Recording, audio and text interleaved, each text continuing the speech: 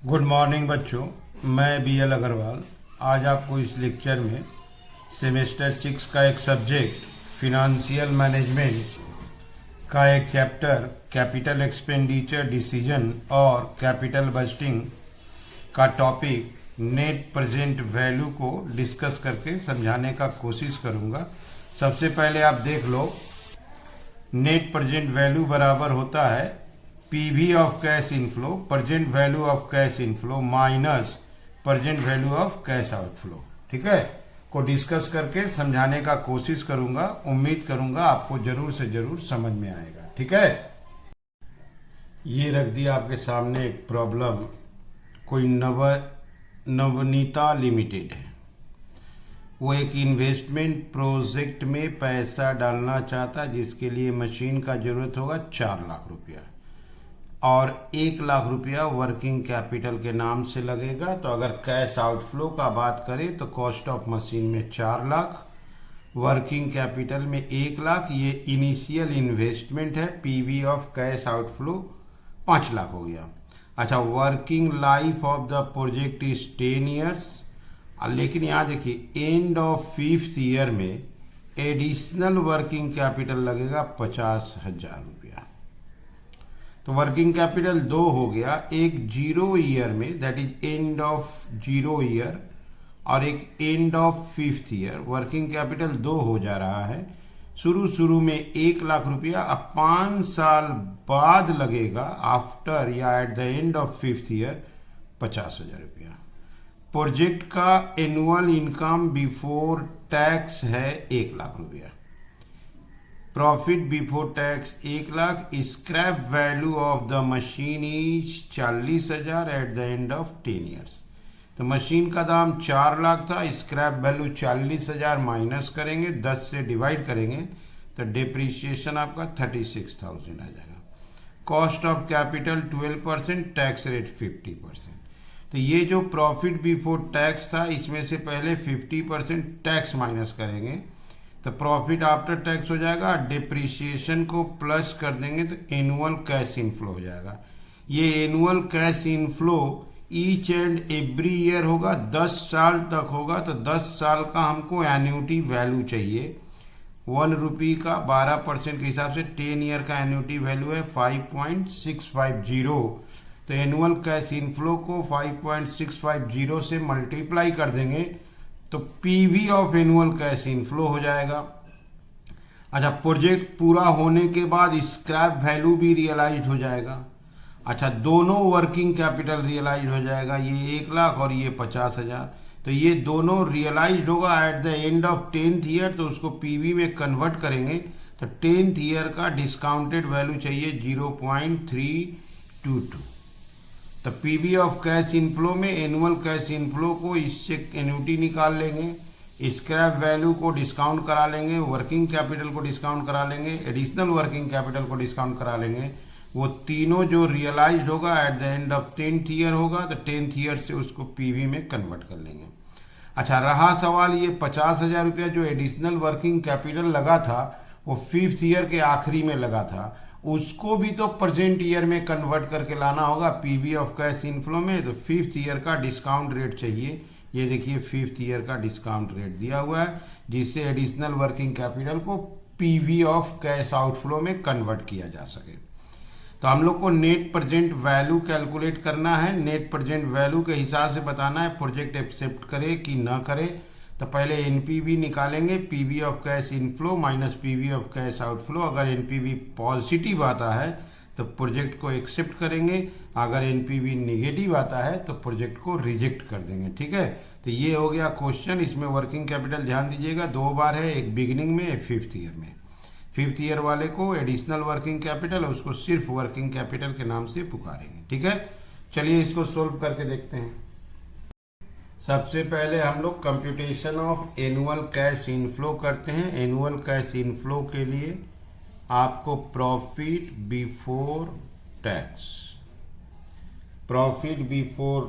चाहिए। Profit before tax 1 lakh रुपया था। इसमें से सबसे पहले माइनस करेंगे टैक्स। टैक्स 50% है 50,000 तो बचेगा भी 50,000। इस 50,000 का नाम हो गया profit after tax.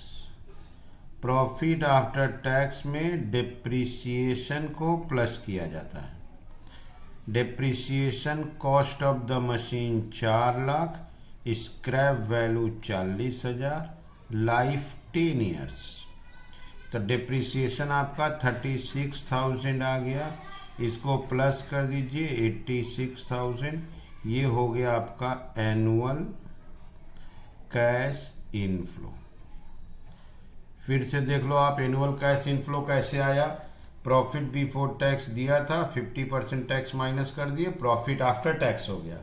Profit after tax में डिप्रिसिएशन को प्लस कर देंगे, cost minus scrap by life, तो आ गया एनुअल कैश इनफ्लो। अब हम लोग चलते हैं present value, net present value की तरफ। क्लियर? तो सबसे पहले आएगा PV of cash inflow. Present value of cash inflow में एनुअल कैश इनफ्लो, प्रत्येक ईयर कैश इनफ्लो के रूप में 86,000 आएगा और ये 10 ईयर तक आएगा। तो 86,000 को 10 ईयर का एन्युटी वैल्यू 5.650 से इंटू कर देंगे। 86,000 इंटू 5.650, रिजल्ट विल बी 485,900। 485,900। अच्छा, 10वां ईयर के एंड में स्क्रैप वैल्यू रियलाइज्ड हो जाएगा। स्क्रैप वैल्यू 40,000 है और 10th ईयर का डिस्काउंट रेट 0.322 है। ठीक है, दिया हुआ है क्वेश्चन में। तो स्क्रैप वैल्यू रियलाइज्ड का अमाउंट आ जाएगा 12,880। अच्छा, working capital realised.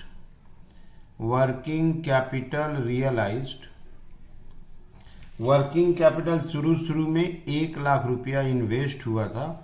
After 10 year realised होगा तो उसको 10 ईयर से रियलाइज्ड वैल्यू से इंटू कर देंगे, डिस्काउंट करा दिए 32,200। अच्छा, और एक है additional working capital realised. Additional working capital 50,000 रुपया at the end of 5th year लगाया गया था, लेकिन रियलाइज तो at the end of 10th year ही होगा, तो उसको 10th ईयर का डिस्काउंट वैल्यू से इंटू करा देंगे। 16,100। अब इसको प्लस करके ले जाते हैं 485,900। टोटल इनफ्लो हुआ 547,080। ठीक है, तो एनुअल कैश इनफ्लो जो आया था 10 साल तक आएगा, तो उसको एन्युटी से इंटू कर दिए। Scrap realize, working capital realize, additional working capital realize, ये तीनों at the end of 10th year होगा, तो 10th ईयर का डिस्काउंट रेट से इंटू करके पीवी में कन्वर्ट कर दिए। अब हमको लाना होगा PV of cash outflow. Initial investment, शुरू में मशीन में पैसा इन्वेस्ट किए हैं, initial investment 4 lakh. Working capital में शुरू में पैसा दिए हैं 1 लाख रुपया, और एक बार पैसा दिए हैं आउटफ्लो के रूप में additional working capital. Additional working capital का जो पैसा दिए 50,000 दिए, ये दिए 5th ईयर के एंड में, तो 5th ईयर का डिस्काउंट रेट चाहिए 0.567। प्रेजेंट वैल्यू में कन्वर्ट करना है, क्योंकि ये 5th ईयर में इन्वेस्ट हुआ है। 28,350, 528,350। ओके, ये 50,000 रुपया 5th ईयर के एंड में दिए हैं, इसलिए पीवी में मतलब 0 ईयर 1st ईयर के बिगिनिंग में लाना था, इसलिए उसको डिस्काउंट करा दिए। अब इसको माइनस कर देते हैं